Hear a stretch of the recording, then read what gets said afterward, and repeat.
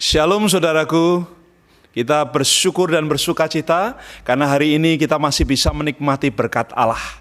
Hari ini kita akan berbicara dari 1 Korintus pasal yang ke-15 ayat 1 sampai dengan ayat yang ke-15. Kebangkitannya membaharui pengharapan. Kebangkitannya membaharui pengharapan. Saudaraku, apa sesungguhnya pengharapan itu? Dalam bahasa Inggris dikatakan hope. H itu adalah heart. Kita memiliki hati. Ketika kita punya pengharapan, ada hati di sana, hidup kita bersuka cita. Ada O, opportunity atau kesempatan. Ketika kita punya pengharapan, kesempatan selalu terbuka. Ada P di sana, price. Ada harga yang harus kita bayar. Kalau kita memiliki pengharapan, kita harus setia sampai kesudahannya. Dan E, itu adalah endurance. Kita harus punya semangat, kita harus punya sukacita, kita harus punya daya untuk menjalani apa yang Allah percayakan. Dalam kitab suci, apa sesungguhnya yang dimaksud dengan pengharapan itu?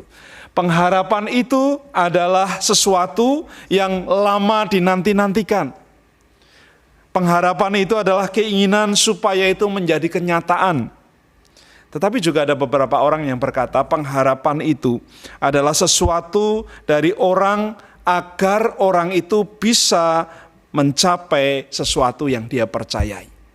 Jadi pengharapan adalah sesuatu yang Allah berikan kepada manusia. Memang belum ada, tetapi dengan pengharapan itu kita punya kekuatan yang besar.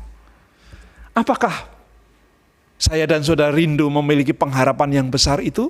Kenapa? Dan mengapa kita harus memiliki pengharapan itu? Karena saudara dan saya sudah diangkat oleh Allah menjadi anak-anaknya. Itu menjadi dasar yang kuat bagi pengharapan kita.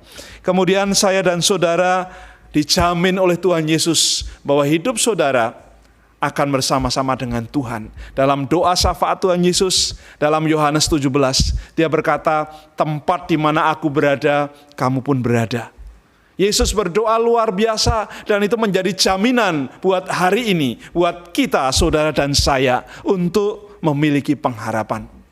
Pengharapan itu adalah jaminan yang Allah sudah sediakan berupa keselamatan. Selamat pada masa dulu, dosa-dosa kita sudah diampuni. Selamat pada masa kini, artinya Allah memberikan perlindungan, memberikan proteksi yang luar biasa supaya kita selamat semuanya. Dan keselamatan pada masa depan artinya Allah menjamin hidup kekal kita bersama dengan Dia. Itu adalah anugerah yang besar. Sehingga saya dan saudara perlu memiliki pengharapan. Di dalam bacaan kita hari ini, Tuhan ingin berbicara lebih lanjut kepada saya dan saudara, bahwa kebangkitan Tuhan Yesus itu akan membaharui pengharapan-pengharapan kita. Mungkin pengharapan kita sudah lama berlalu, atau mungkin kita sudah tidak ingat lagi pengharapan kita. Makanya hari ini Tuhan ingatkan oleh tulisannya melalui Rasul Paulus dalam kebangkitan Kristus. Di sana dikatakan kepada kita melalui nas ini, Tuhan mau berbicara jelas bahwa setiap kita yang pertama ingin diteguhkan dengan dasar kemenangannya. Waktu Yesus tersalib di atas kayu salib, semua orang melihat, semua orang mungkin mencibir. Orang lain dia selamatkan, sekarang selamatkan dirimu sendiri. Bahkan penjahat yang di samping kanan dan samping kirinya, yang satu berkata, kalau engkau benar Tuhan, turunlah kamu dari salib ini dan selamatkan kami. Tetapi yang sebelahnya berkata, saudara, kalau kita dihukum di salib, itu sudah lumrah, kita dihukum mati. Tetapi orang yang di tengah kita, dia tidak bersalah. Dan dia berkata, Tuhan, ingatlah aku kalau engkau ada di dalam kerajaan surga.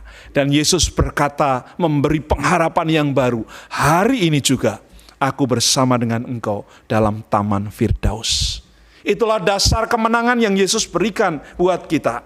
Kemenangan orang percaya karena Yesus bangkit dari antara orang mati dan dia kalahkan maut. Ayat ini berkata, hai maut, di manakah sengatmu? Sengat maut sudah dikalahkan dengan kematian Tuhan Yesus Kristus. Yesus datang untuk membuka pintu-pintu keselamatan buat orang-orang. Kalau hari ini banyak orang mencari keselamatan kemana-mana, ada yang cari ke gunung, ada yang cari ke laut, ada yang cari di bebatuan, ada yang cari di angin-angin, ada yang cari di mana-mana, dan mereka tidak menemukan keselamatan yang sejati. Tapi dengan kematian Yesus di atas kayu salib, dia membuka pintu keselamatan. Dalam doanya, Tuhan Yesus berkata kepada ibunya, "Ibu, inilah anakmu dan inilah ibumu." Yesus meneguhkan saudara dan saya dengan kematian dan kebangkitannya. Dia tidak ingin kita kehilangan semangat. Dia tidak ingin kita kehilangan pengharapan. Tetapi Yesus mau setiap kita bersandar kepadanya. Yesus mau kita meyakini bahwa dia ada di antara kita. Dalam kitab Sefanya, dalam perjanjian lama, pasal yang ke-3 ayat yang ke-17. Di layar kita bisa lihat sama-sama Sefanya pasal yang ke-3 ayat 17.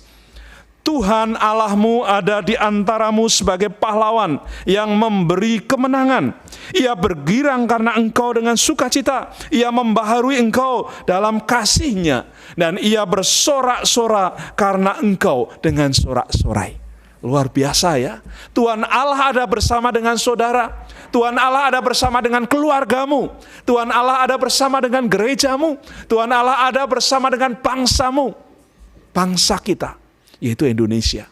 Hari ini kalau kita sedang dihantam dengan macam-macam kondisi yang semua membuat orang ngeri, takut, khawatir, dan kehilangan semuanya. Semua luluh lantak. Tetapi hari ini firman Tuhan berkata, jangan takut. Tuhan Allah ada bersama dengan saudara. Tuhan Allah memberikan kemenangan. Tuhan Allah memberikan kekuatan. Dan inilah yang menjadi dasar buat kita hidup berpengharapan di dalam Tuhan Yesus Kristus. Kiranya ini boleh menjadi berkat buat kita. Yang kedua, kebangkitan Tuhan Yesus Kristus adalah kunci buat kita giat di dalam pelayanan. Kebangkitan Tuhan Yesus mendorong saya dan saudara supaya jangan malas. Mendorong supaya saya dan saudara tetap punya inisiatif, punya inspirasi yang luar biasa. Dan Allah mau katakan kepada kita, mari kita ambil bagian di dalam pelayanan kita masing-masing.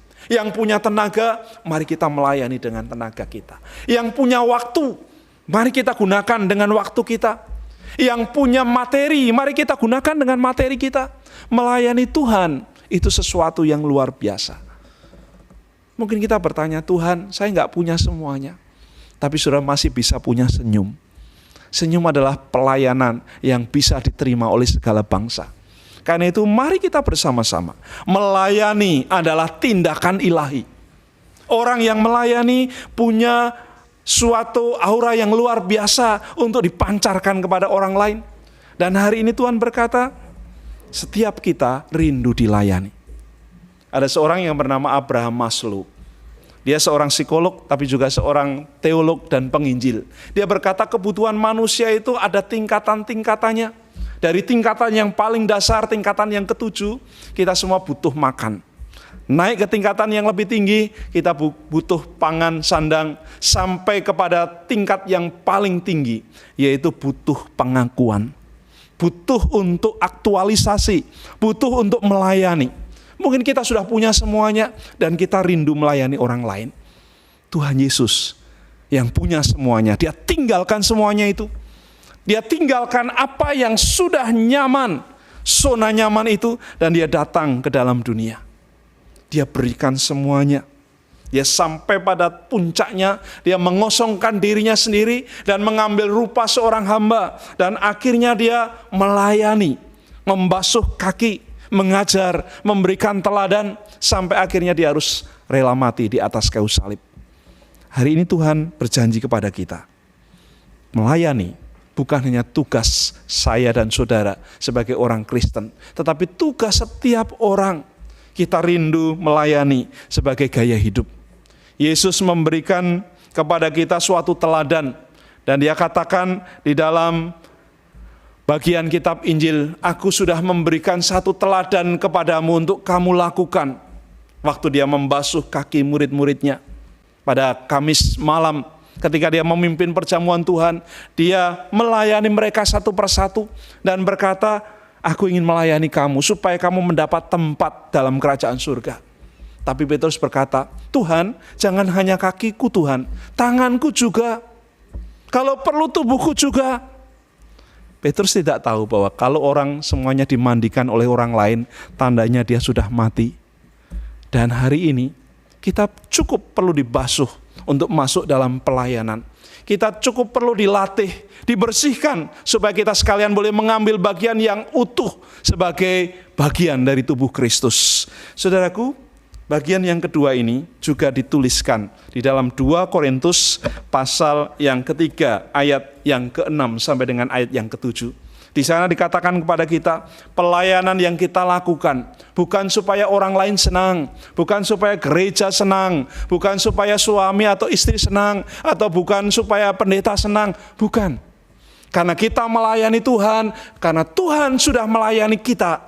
Kita melayani Tuhan dan sesama karena Tuhan sudah berkorban buat kita dan Dia berikan yang terbaik buat kita. Maka kita membayar pelayanan kita. Maka kita membayar dengan anugerah dan melayani dengan sebaik mungkin. Itu bagian yang kedua. Kebangkitan Tuhan Yesus mendorong kita giat di dalam pelayanan.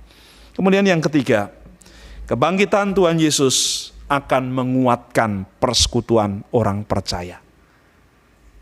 Saat saya dan saudara sendirian, laksana bara api. Ketika kita dipisahkan dari bagian bara api yang lain, pelan namun pasti, bara api itu menjadi dingin dan akhirnya mati.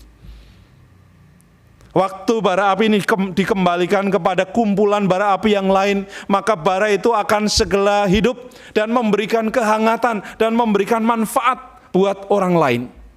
Itu sama prinsipnya dengan orang-orang percaya. Waktu kita berkumpul bersama-sama ada kekuatan besar yang terjadi. Tapi waktu kita memisahkan diri sendirian, waktu kita terpisah sendirian, Tuhan katakan di situ tantangannya. Kita mati atau terhilang. Kita nggak ada atau tersesat. Dan Tuhan mau rindukan kita. Jangan tinggalkan persekutuan saudara. Hari-hari ini dunia diuji. Ketika gereja mungkin sudah tidak bisa lagi digunakan untuk berkumpul. Gereja sudah tidak bisa lagi digunakan untuk kita memuji Tuhan. Apa yang harus kita lakukan? Firman Tuhan berkata, you are a church. Kamu adalah gereja. Dan tempat di mana saudara berada itu adalah gereja-gereja yang berjalan. Firman Tuhan berkata, di mana ada 2 atau 3 anak Tuhan berkumpul dalam nama Tuhan, di sana Allah hadir, Allah memberikan otoritasnya, Allah memberikan kuasanya, Allah memberikan berkat-berkatnya. Sehingga persekutuan itu menjadi gereja yang hidup. Itulah makna gereja yang sesungguhnya. Suatu saat kita bukan dilarang, tapi gereja kita mungkin akan dihancurkan. Dan kita tidak bisa lagi kumpul, bahkan mungkin berkumpul 3 orang pun gak bisa. Tapi hari ini pemerintah masih izinkan kita dengan jarak-jarak tertentu. Mari kita gunakan kesempatan ini. Karena saudara dan saya, yang pertama adalah mempelai Kristus. Mempelai itu personal, mempelai itu sendirian. Dan nanti akan tiba waktunya kita akan ketemu dengan sang mempelai pria. Nanti hamba Tuhan akan menyatukan kita dan kita berjanji untuk sehidup dan semati. Kalau kita adalah mempelai wanita, Allah Kristus adalah mempelai pria. Dan saat pemberkatannya adalah ketika Tuhan datang kedua kali dan kita akan bersama-sama diajak untuk menikmati rumah kita yang kekal dalam kerajaan surga. Saudara dan saya adalah kawanan domba Allah. Kekuatan kita adalah kebersamaan. Kekuatan kita adalah kumpul-kumpul. Kalau kita sendiri-sendiri, kita gampang diterkam. Kita gampang dihancurkan. Dan kita gampang terhilang. Makanya Alkitab berkata kepada kita, gunakan kekuatan kebersamaan kita. Dengan bersama-sama kita bisa semakin kuat. Dengan bersama-sama muncul inspirasi yang besar. Dengan bersama-sama kita saling mengerti satu dengan yang lainnya. Dengan bersama-sama yang sakit bisa disembuhkan. Yang tidak bisa apa-apa akhirnya kuat. Yang lemah akhirnya bisa menjadi sehat. Dan kuasa Tuhan nyata di sana. Karena saudara adalah kawanan domba gembalaan Allah. Yang menarik juga, dalam kitab Efesus, saudara adalah bangunan tubuh Kristus. Dalam surat Korintus juga dikatakan bangunan-bangunan itu disebut dengan bait Allah. Bait El, Betel. Yang berarti Allah itu ada ketika saya dan saudara ada. Waktu kita percaya kepada Tuhan Yesus, disitulah bait El itu ada. Bait Allah itu ada. Dimanapun saudara berada. Ketika saudara masih percaya kepada Tuhan Yesus, disitulah kuasanya nampak. Jadi bangunlah persekutuan kita. Karena saudara adalah mempelai Kristus. Karena saudara adalah kawanan domba gembalaan Allah. Dan bangunan tubuh Kristus. Di mana Kristus menjadi kepalanya. Kristus menjadi sang arsitek agung buat kita. Untuk merancang kita menjadi bangunan yang kuat. Dalam 1 Yohanes pasal 1 ayat 3 dan 7, di sana dikatakan kepada kita persekutuan orang percaya adalah persekutuan antara Bapa, Tuhan Yesus dan kita. Karena itu nikmati kebersamaan ini.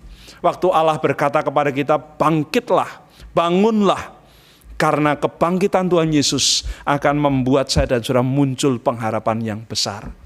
Ini pesan firman Tuhan buat kita hari ini. Sebentar kita akan nikmati satu video, judulnya Paper Plane, yang berarti pesawat kertas. Ibarat kita punya pengharapan-pengharapan, mungkin kita terbangkan kemana kita nggak tahu. Dan mungkin kita hanya melihat kemana jatuhnya pesawat itu. Tapi dalam klip ini, mari kita lihat bagaimana pengharapan itu sebenarnya ada di mana dan berapa banyak. Mari kita saksikan sama-sama.